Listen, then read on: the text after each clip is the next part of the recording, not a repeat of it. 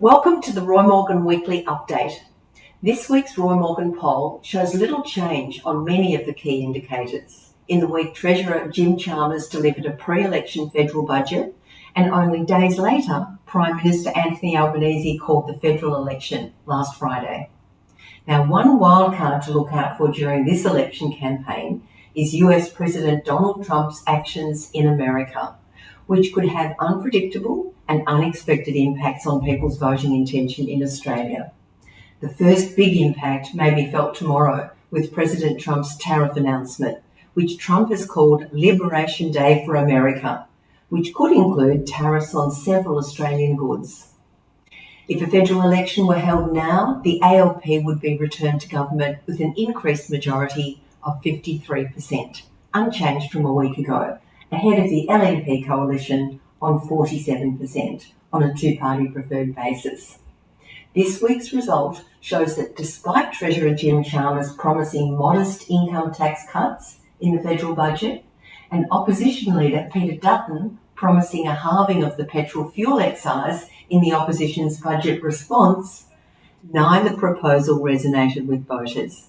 Primary support for both major parties declined in the opening days of the election campaign. Primary support for both major parties was down, with the coalition down 0.5% to 35% and the ALP down 1.5% to 32%. Minor parties benefited, especially One Nation, which was up 1.5% to 5.5%. The Greens increased by 0.5% to 13%. Independents were up 0.5% to 10.5%, and support for other parties dropped 0.5% to 4%. Government confidence, whether people think the country's going in the right or the wrong direction, was virtually unchanged this week at 80.5. This indicator remains well below the neutral level of 100 because more Australians say the country's going in the wrong direction, 51.5%, than say the country's going in the right direction, 32%. And consumer confidence, ANZ Roy Morgan consumer confidence improved slightly, up 1.1 points to 85.3 after the federal budget. The first increase since the jump after interest rates were cut in mid-February. As we can see from other indicators, though, the political response was muted. Looking forward, next week's reading of consumer confidence will give an immediate reaction by consumers to today's decision by the Reserve Bank to leave interest rates unchanged, despite many calling for and hoping for further interest rate cuts. One of the big and new factors for the Reserve Bank to consider is US President Donald Trump's new tariff threats, including on Australian goods like apples, pears, as well as aluminium and steel. We'll find out the extent of these tariffs in the coming days. The simple fact is that these Trump tariffs are inflationary and may prevent the Reserve Bank cutting interest rates again in the near future. Inflation expectations dropped 0.2% to 4.7% this week, below the long-term average. Australians now expect inflation of 4.7% over each of the next 2 years. The latest Roy Morgan data reveals 23% of Australians plan to travel overseas in the next 12 months. That's up from 16% in October 2022, when the final pandemic-era restrictions on travel were lifted. However, domestic travel continues to be at the heart of how Australians travel, with 57% of Australians planning a domestic trip in the next 12 months.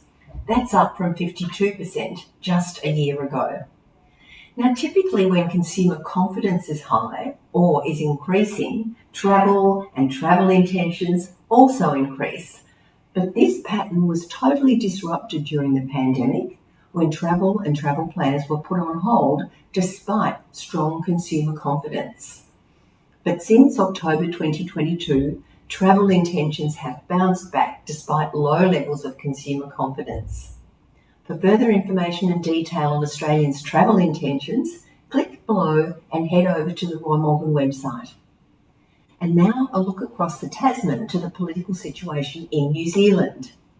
In March, the latest Roy Morgan poll shows the main governing party, National, has increased its support by 2% to 32.5% and is now 5% ahead of the opposition Labor Party on 27.5%.